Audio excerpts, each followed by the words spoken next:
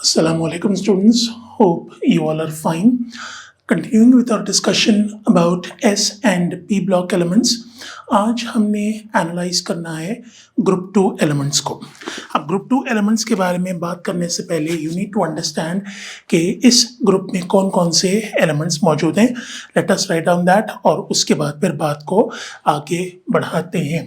Group 2A of the periodic table consists of 6 elements which starts from beryllium.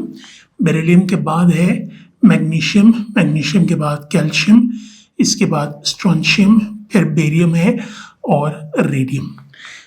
ये elements group 2A में मौजूद हैं और इन group 2 elements को कलेक्टिवली, जैसे हमने पहले ग्रुप के एलिमेंट्स के बारे में बात की है ऑलरेडी कि they are called as alkali metals, group 2A also has a family name.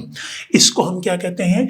It is also referred as alkaline earth metals.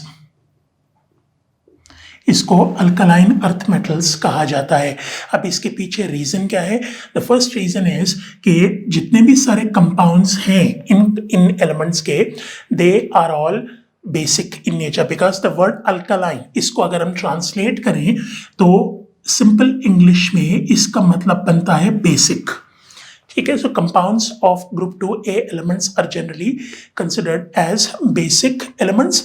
और अर्थ का वर्ड इसके साथ इसलिए जुड़ा हुआ है बिकॉज कॉम्पोजिशन के हवाले से अगर हम देखें, अर्थ में मिट्टी को देखें या पहाड़ जितने वगैरह मौजूद हैं, उनकी एनालिसिस जब हम करें तो एनालिसिस में पता चलता है कि इनकी कंसंट्रेशंस, खास तौर पर मैग्नीशियम और कैल्शियम की जो कंसंट्रेशन है वो काफ़ी ज़्यादा है मिट्टी के अंदर। तो ज़्यादा होने की वजह से अल्कलाइन के साथ अर्थ का वर्ड ऐड कर दिया गया है। सो this is the family name of group 2A elements. इनमें अगर हम एनालिसिस करें तो नेचर के हिसाब से देखा जाए तो सारे के सारे एलिमेंट्स मेटालिक हैं। All of these are metallic. और मेटालिक होने के साथ साथ अगर हम रेडियम के ऊपर बात करें तो radium is one element which stands out from the rest. Different है थोड़ा सा बाकी अल्कलाइन अर्थ मेटल के हवाले से because of its radio active nature.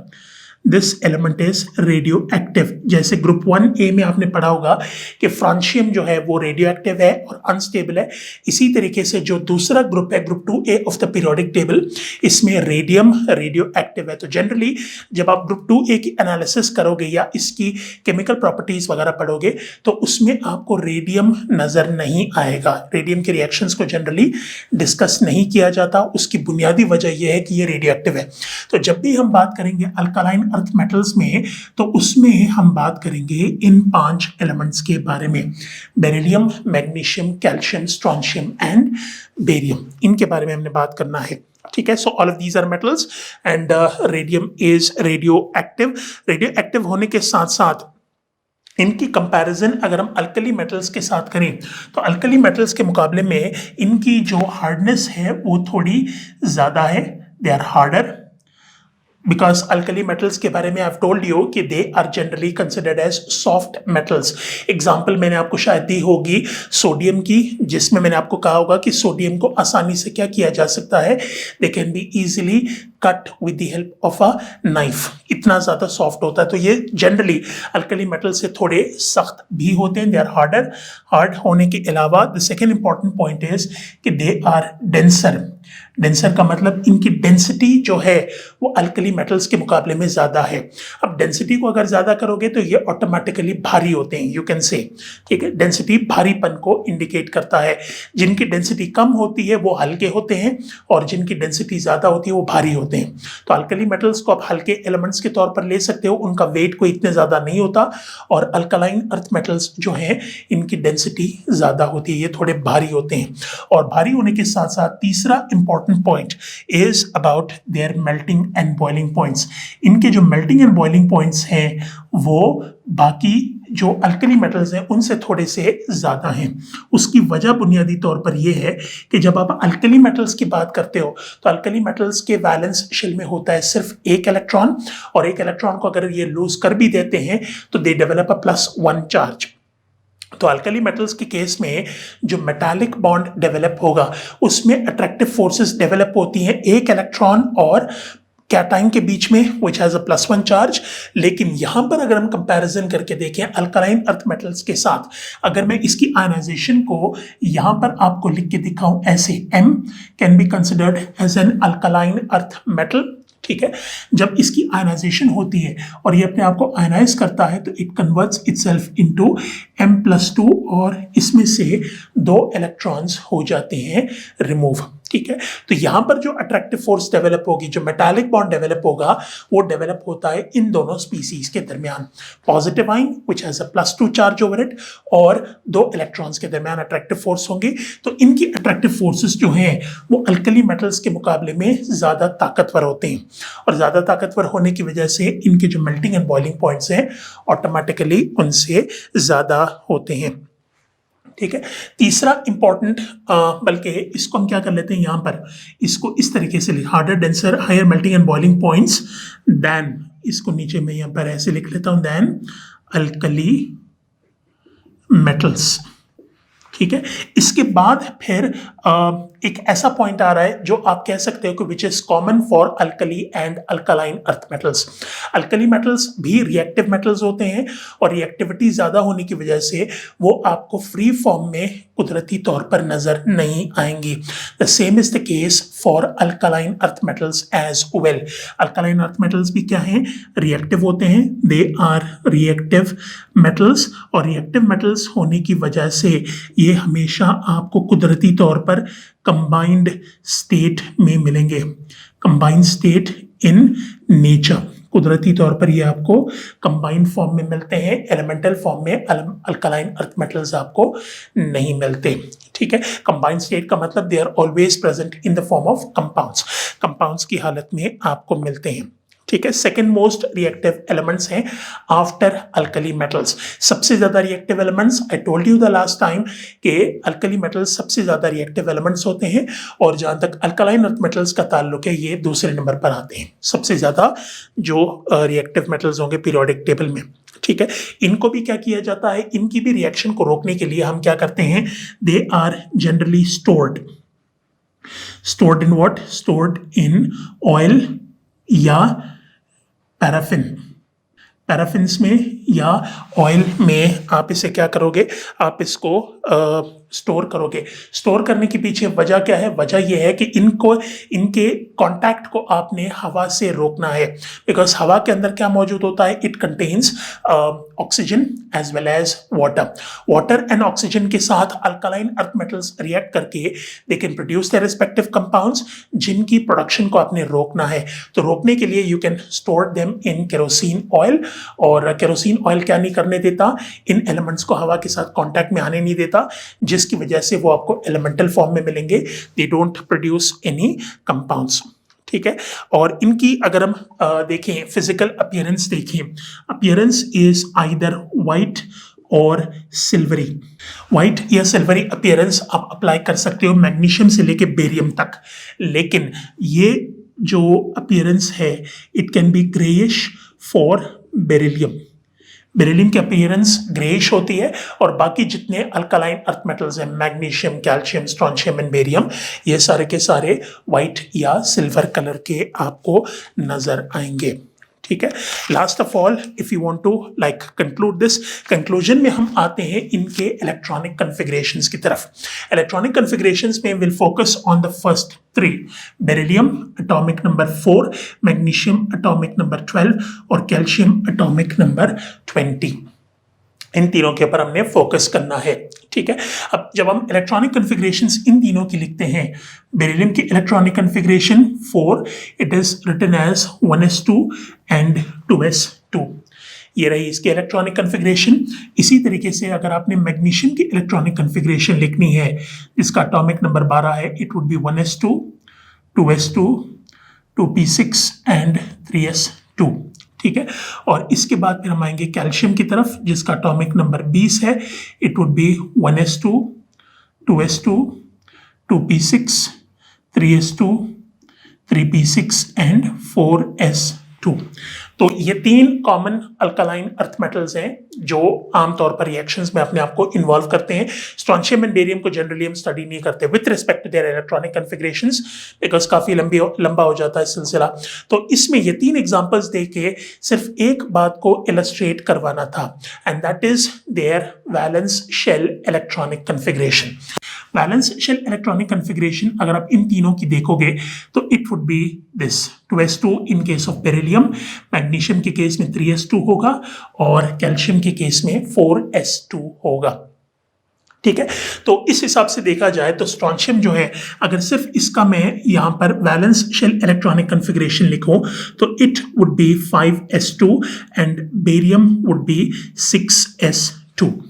ठीक है, तो इसका जो वैलेंस शेल है दैट इज s ऑर्बिटल, और इस s ऑर्बिटल में 2 इलेक्ट्रॉन्स मौजूद होते हैं।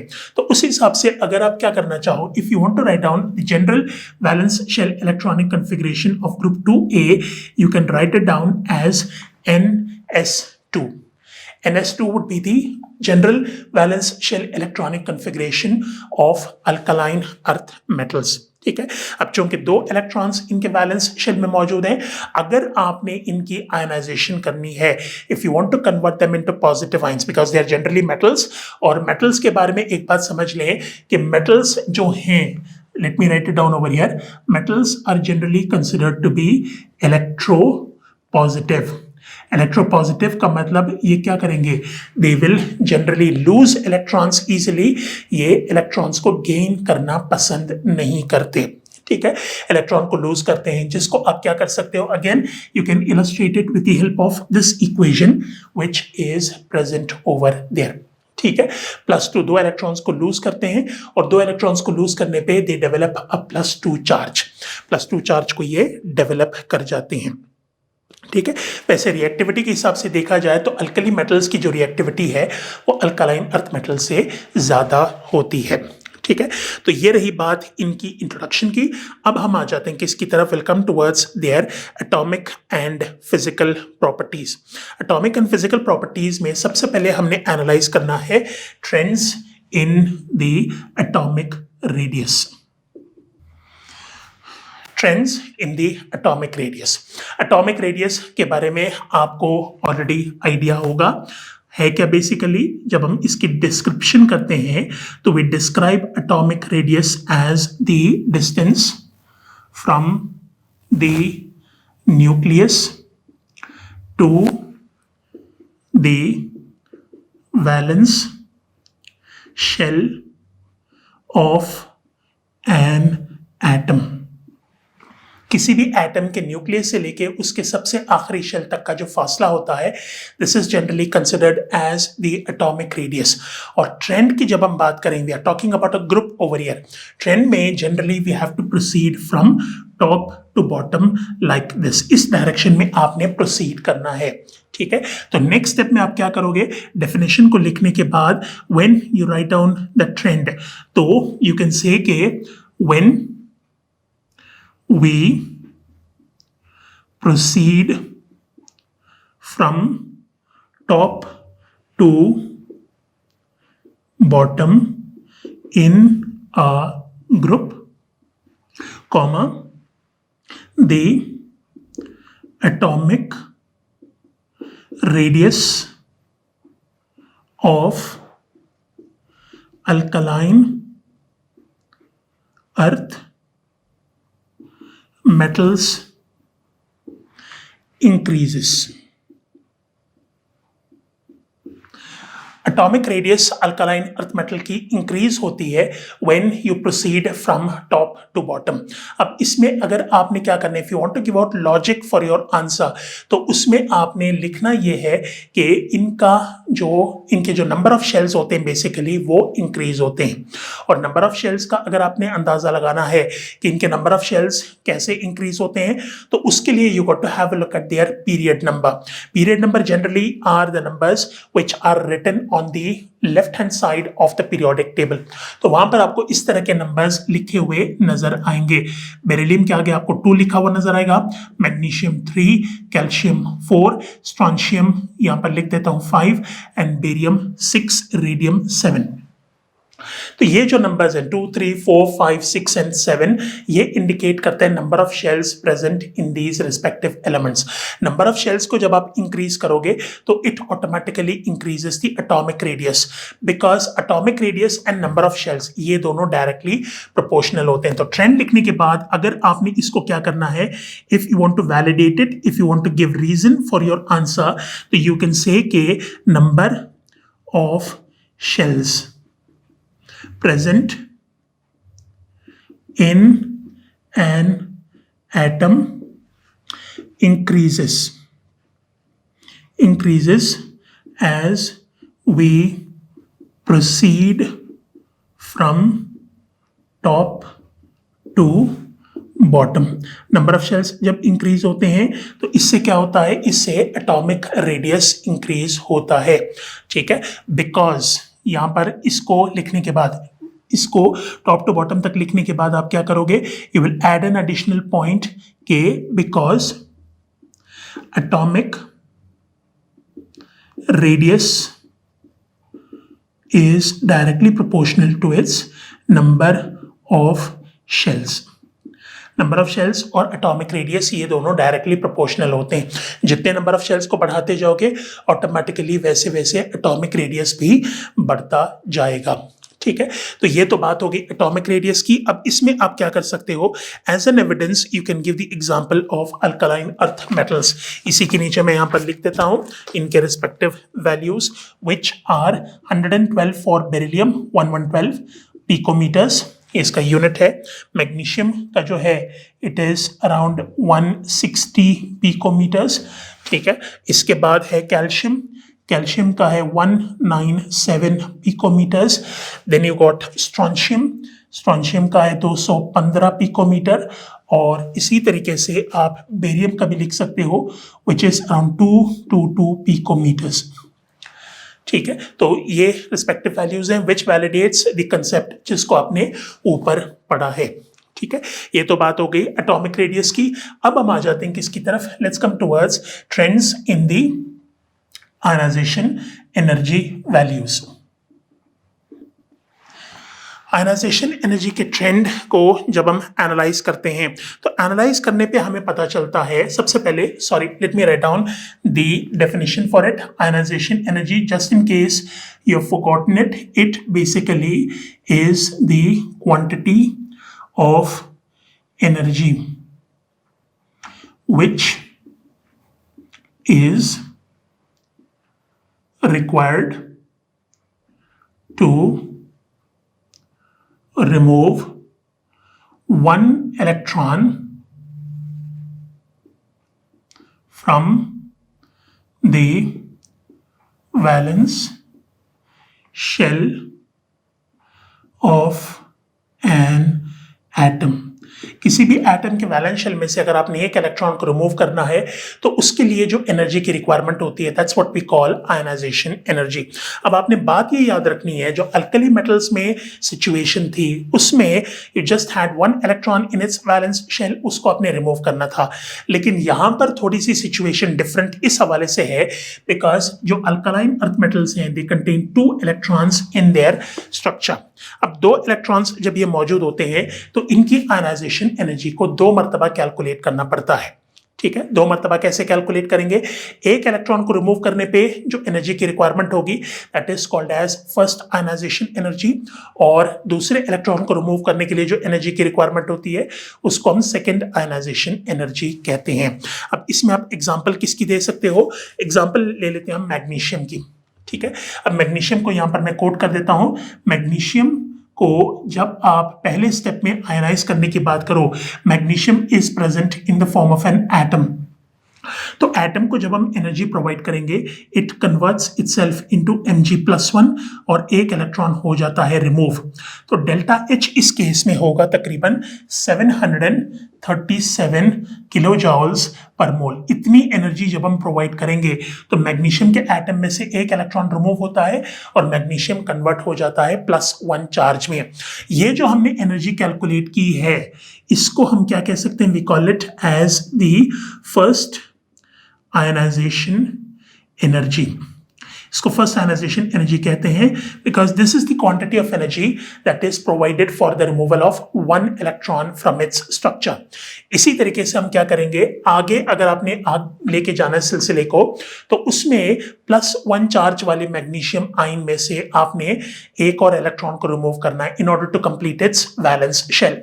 याद रखें जो अल्कलाइन अर्थ मेटल्स हैं इनका बैलेंस शेल तभी कंप्लीट होगा जब आप इनके स्ट्रक्चर में से 2 इलेक्ट्रॉन को रिमूव करोगे, और 2 इलेक्ट्रॉन्स एक साथ रिमूव नहीं हो सकते।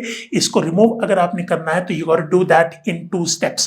पहले स्टेप में आपने एक इलेक्ट्रॉन को निकालना है और उसके बाद फिर आपने दूसरे इलेक्ट्रॉन को निकालना होगा। तो एक इलेक्ट्रॉन हमने निकाल दिया ऑलरेडी।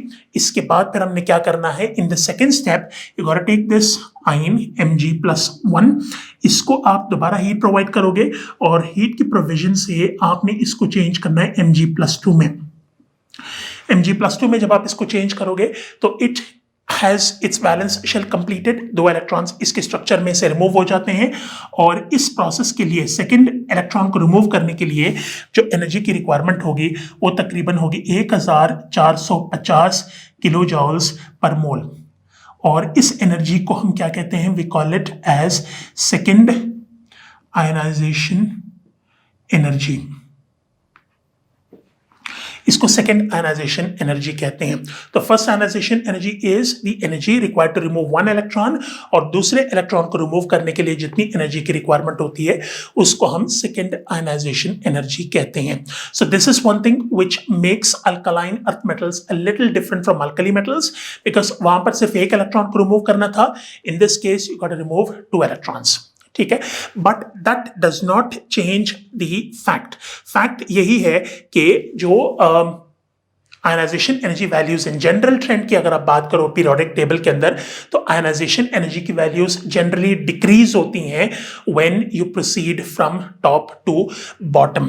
तो ट्रेंड को जब आपने जनरली डिस्क्राइब करना है तो you can describe it as this, when we proceed from top to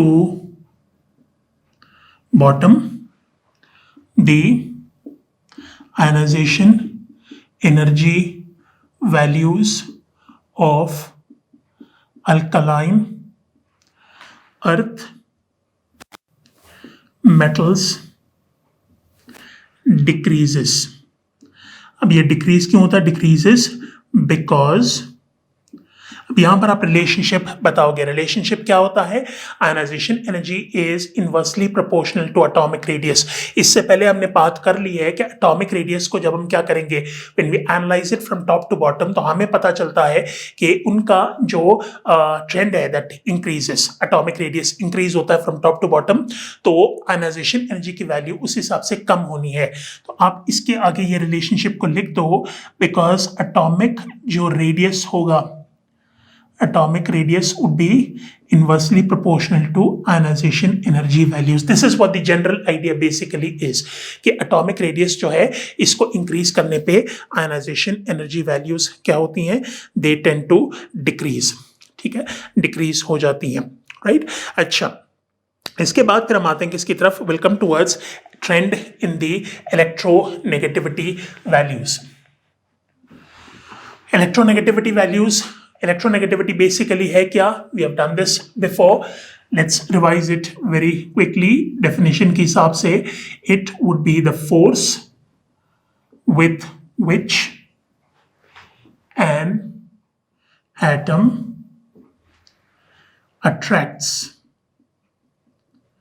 attracts the shared pair of electrons towards itself, ठीक है। शेयर्ड पेयर ऑफ इलेक्ट्रॉन्स को अपनी तरफ खींचने में जितनी ताकत कोई भी एलिमेंट लगाता है उसको हम क्या कहते हैं, that's what we call electronegativity. अब इलेक्ट्रोनेगेटिविटी वैल्यूज का ट्रेंड बेसिकली ये है कि जब हम क्या करेंगे, जब हम टॉप टू बॉटम प्रोसीड करते हैं तो इलेक्ट्रोनेगेटिविटी वैल्यूज डिक्रीज होती हैं generally, and when we move from left to right इनकी वैल्यूज इंक्रीज होती हैं। तो ये दोनों बताने का मकसद ये है कि जब आप electronegativity values alkaline earth metals की कंपेयर करोगे अल्कली मेटल्स के साथ, तो उसमें आपको जो ट्रेंड मिलेगा वो ये मिलेगा कि अल्कलाइन अर्थ मेटल्स की इलेक्ट्रोनेगेटिविटी वैल्यूज अल्कली मेटल्स से ज्यादा होती हैं, ठीक है।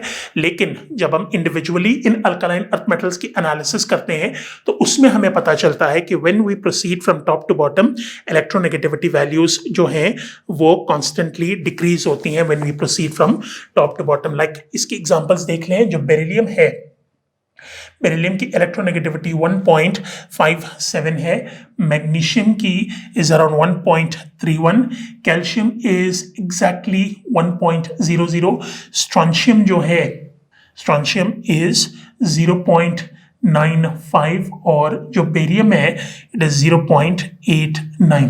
तो यू कैन क्लियरली सी कि when you proceed from top to bottom जो इलेक्ट्रोनेगेटिविटी वैल्यूज हैं अल्कलाइन अर्थ मेटल्स की वो डिक्रीज हो रही हैं, ठीक है। They decrease because of the attractive forces. जो न्यूक्लियस और वैलेंस शेल के दरमियान जो अट्रैक्टिव फोर्स है, इसको जितना आप कम करोगे वैसे वैसे इलेक्ट्रोनेगेटिविटी वैल्यूज कम होती जाएंगी, ठीक है, बिकॉज ऑफ द डिस्टेंस। तो इसको भी आप रिलेट कर सकते हो एटॉमिक रेडियस से, because atomic radius increases from top to bottom, electronegativity values would decrease, ठीक है। अच्छा, अब सबसे आखिर में रह गया है trend in the melting and boiling points. Trends in the melting and boiling points. अब लाइक आई टोल्ड यू, शुरू में मैंने आपको ये बात बताई थी कि जो अल्कलाइन अर्थ मेटल्स की मेल्टिंग एंड बॉइलिंग पॉइंट्स होती हैं वो अल्कली मेटल से थोड़ी ज्यादा होती हैं। वजह, strength in the metallic bond.